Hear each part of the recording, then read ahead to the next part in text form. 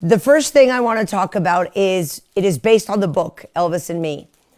And I think that we all want to know how involved Priscilla was. You know, she wasn't looking to make a film out of her book, so I just called her and said, would you ever consider it? And she thought about it and said because she appreciated my films and knew that I would treat it with sensitivity, she allowed me to do it. And then I wrote the script and I would always, ask her questions and I could call her and we went through things. And then when we were filming, she didn't come to set because she wanted to give me the space to make it. So she just saw it when it was finished. And she was really moved and told me she felt like it really felt like what her life was like. So that meant a lot to me. Well, being such an amazing female director, because I've seen, from Lost in Translation, The Virgin Suicides, obviously Marie Antoinette, and I love that your narrative is the female perspective of things, and I think this is probably the first, Elvis movie that we get to see her voice and we get to see the female perspective of what happened in that love story. That's what interested me, is that we know so much about them as a couple. We know about him, but I was surprised about how little we know about her. And it was really fascinating to hear what it was like for her to be growing up in, Graceland with Elvis at a time in your life when you're trying to figure out who you are. And I think that nobody knows like the whole true story. We just see the fairy tale. But I mean, he was 24 and she was literally 14.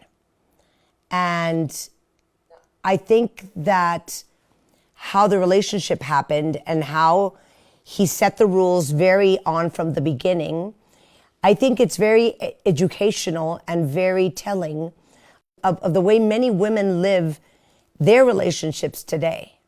Yeah, that's interesting. It was very much on his terms, and and it's really great to have a perspective and look at that and see what we can learn from that. And it's true. I think that still exists where where women can be with a man where they're the ones calling the shots, and what some of the trappings can be. What was your main mission when you were writing the script? Because this is sort of, I don't know if it's right to say the human side, but also the dark side of Elvis Presley and that relationship.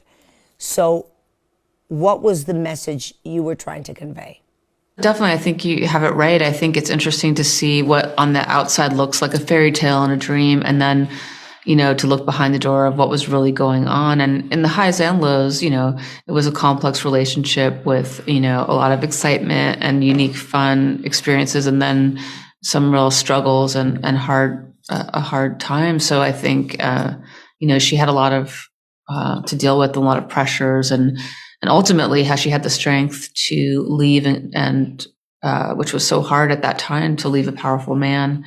And find her own identity outside of him, which I thought was really impressive that she had that strength. Well, you had a very tough decision to make because there's so many Elvis films. We just saw one last year, and you decided to cast Jacob Elordi. And I would like to know why.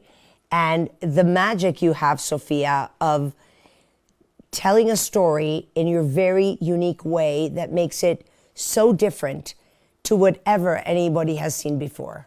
I love when films have the personality of the person who made him and not, just anyone could have done it. So I try to put myself in my work, and it was really hard to think of who could play Elvis. No one looks like him. And a friend suggested I meet Jacob Elordi, and I just thought he had all the qualities. He's so charismatic and charming, and I knew he could be irresistible, and he needed to have that to convey this kind of essence of Elvis, and also because he's so talented and delicate with the performance that he worked really hard on the voice and the movement, but ultimately made him human and didn't do an impersonation, which I think was the goal. I think that something that for me, a music person, is like so obsessed with in your films is the way you decide to choose the soundtrack.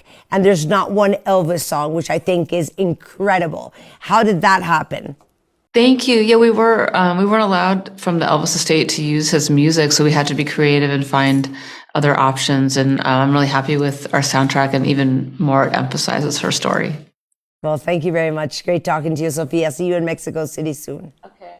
Thank you. Bye.